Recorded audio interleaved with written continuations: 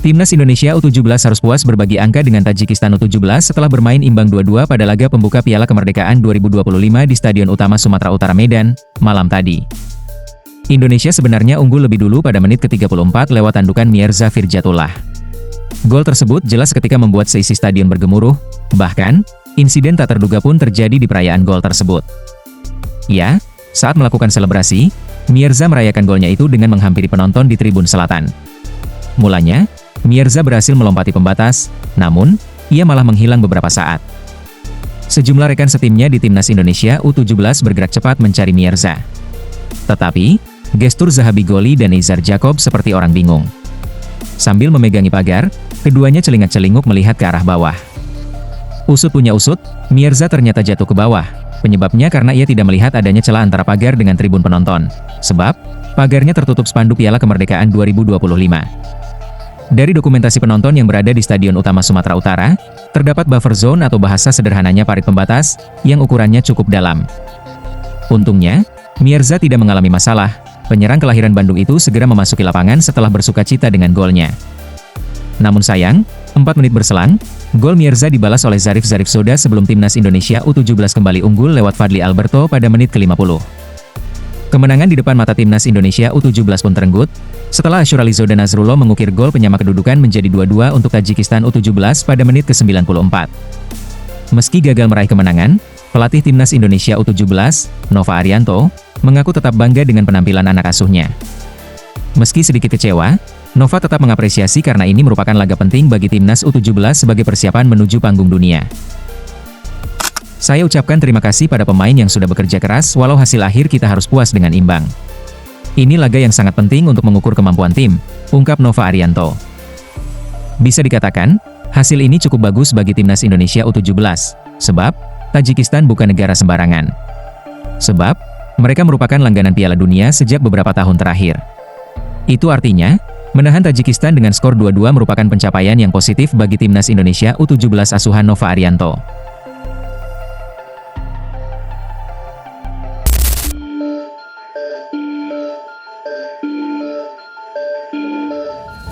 Secara mengejutkan, juara Piala Asia tahun lalu yakni Timnas Uzbekistan U17, diobok-obok Timnas Mali U17 dalam laga perdana Piala Kemerdekaan 2025.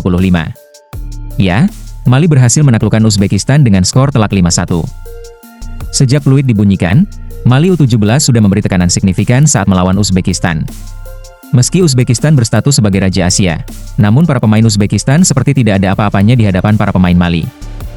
Nampaknya, kekuatan Mali U17 memang benar-benar nyata. Saat jumpa pers dengan wartawan, Adama Diallo selaku head coach Mali, membeberkan rahasia konsisten mereka. Salah satu kuncinya disebut Adama Diallo ialah selalu menargetkan kemenangan dalam setiap pertandingan, tanpa bisa ditawar. Sebenarnya, Mali merupakan tim yang paling terakhir sampai ke sumut. Artinya, mereka tak punya waktu yang banyak dalam latihan. Meski begitu, Mali langsung tampil ngotot meski secara persiapan terbilang sangat minim.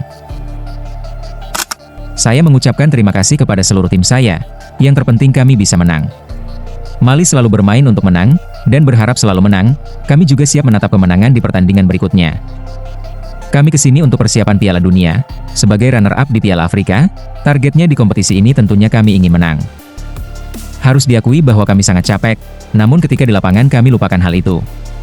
Ketika pakai baju timnas, mati pun siap, kami akan melakukan yang terbaik, ungkap pelatih Mali Adama Diallo. Jelas, kemenangan yang diraih Timnas Mali U17 atas Timnas Uzbekistan U17 ini tentu menjadi alarm tersendiri bagi Timnas Indonesia U17. Meski pelatih Nova Arianto tidak menargetkan apapun, namun tak bisa dipungkiri, kemenangan sangat diharapkan oleh para fans Timnas Indonesia.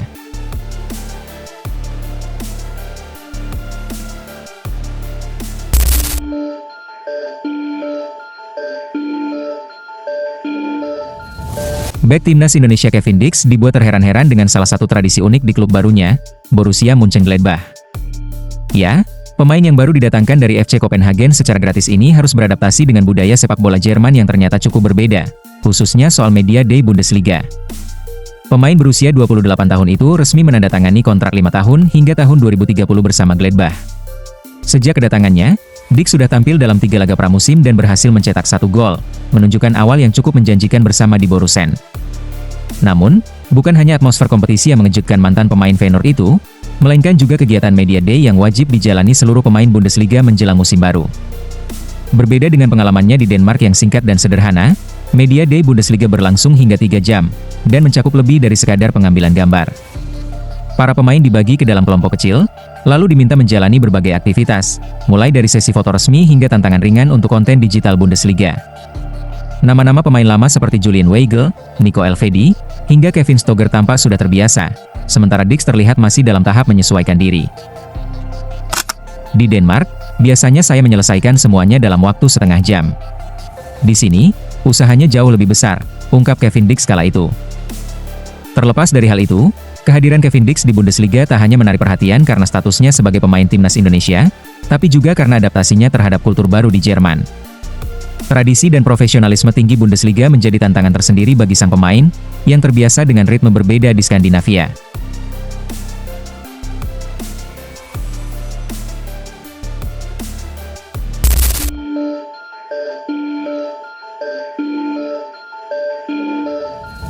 Kedatangan Kapten Timnas Indonesia, Jai Idzes ke Sassuolo tak hanya membawa energi baru di lini pertahanan, tetapi juga dampak besar di dunia maya. Ya, Jai Idzes resmi diumumkan sebagai rekrutan anyar Sassuolo pada Sabtu lalu setelah diboyong dari Venezia dengan nilai transfer mencapai 8 juta euro atau sekitar 151 miliar. Euforia supporter Indonesia langsung terasa. Sejak pengumuman transfer, jumlah pengikut Instagram Sassuolo melonjak signifikan. Dari semula sekitar 300 ribuan, dan kini sudah tembus 400 ribuan. Artinya, hanya dalam beberapa hari followers klub Serie A itu bertambah sekitar 100 ribuan. Angka tersebut berpotensi terus meningkat jika Idzes tampil reguler dan menjadi andalan di skuad utama. Jelas hal ini menandakan, jika antusias fans timnas Indonesia memang tak usah diragukan lagi, para fans sangat bangga jika pemain andalannya bisa kembali berkarir di Eropa, apalagi di 5 liga top di dunia. Terlepas dari hal itu, Jai Idzes menandatangani kontrak jangka panjang bersama Sassuolo selama 4 tahun hingga Juni 2029. Pemain berusia 25 tahun itu juga mengalami lonjakan gaji signifikan. Jika di Venezia ia menerima sekitar 300.000 euro per tahun, di Sassuolo Idzes disebut mengantongi 1,1 juta euro per tahun. Musim lalu, Jai Idzes menjadi salah satu kunci kekokohan lini belakang Venezia. Bermain sebagai bek tengah, pemilik 13 penampilan dan 1 gol di timnas Indonesia itu membantu tim mencatat rekor kebobolan 56 gol dari 38 laga Serie A atau rata-rata kurang dari 2 gol per pertandingan. Catatan tersebut bahkan lebih baik dibandingkan beberapa klub yang finish di atas zona degradasi seperti Lecce, Parma, dan Hellas Verona. Dengan performa konsisten dan dukungan masif dari fans Indonesia, kehadiran Jai Idzes diyakini akan memberi nilai tambah, baik di lapangan maupun di luar lapangan, bagi Sassuolo musim ini.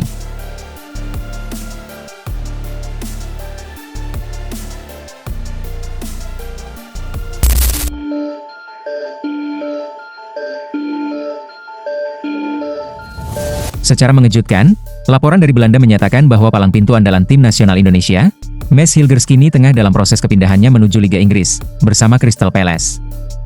Sebelumnya, Mads Hilgers disebut berharap bisa mendapatkan tantangan baru di luar Belanda untuk musim 2025-26. Hilgers telah membela FC Twente sejak promosi dari tim U21 pada tahun 2020 silam.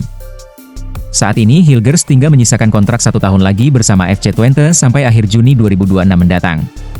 Andai tak ada perubahan, Twente perlu menjual Hilgers di musim panas 2025 demi mendapatkan pemasukan transfer.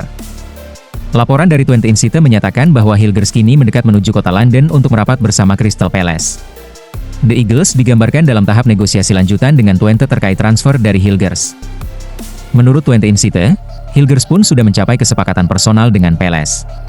Walau ada ketertarikan dari Spanyol dan Italia, tapi Palace dianggap jadi tim terdepan yang bisa mendapatkan jasa Hilgers. Spekulasi tentang kepergian Hilgers meningkat ketika ia absen dalam laga melawan PC Zwolle di pekan pertama Eredivisie 2025-26 lalu. Laga sendiri dimenangkan oleh PC Zwolle dengan skor tipis 1-0 atas Twente. Kedatangan Hilgers bisa jadi diproyeksikan untuk mengisi pos dari Marc Guehi untuk lini pertahanan Palace. Guehi saat ini pun tinggal menyisakan kontrak bersama Palace 1 tahun sampai akhir Juni 2026. Manajer Palace, Oliver Glasner menegaskan bahwa keputusan bertahan atau tidak, bergantung pada pemain itu sendiri. Namun, jika tidak ada kontrak baru, Palace akan memaksa menjual Guehi agar tidak kehilangannya secara gratis. Jika Marc Guehi benar-benar pergi dari Crystal Palace, maka, opsi paling memungkinkan adalah mendatangkan Mads Hilgers. Sebab, Mads merupakan pemain yang hampir sama gaya bermainnya dengan Marc Guehi. Lantas pertanyaannya, akankah Mads Hilgers menjadi pemain Indonesia pertama yang akan bermain di Premier League? Ya, patut untuk dinantikan.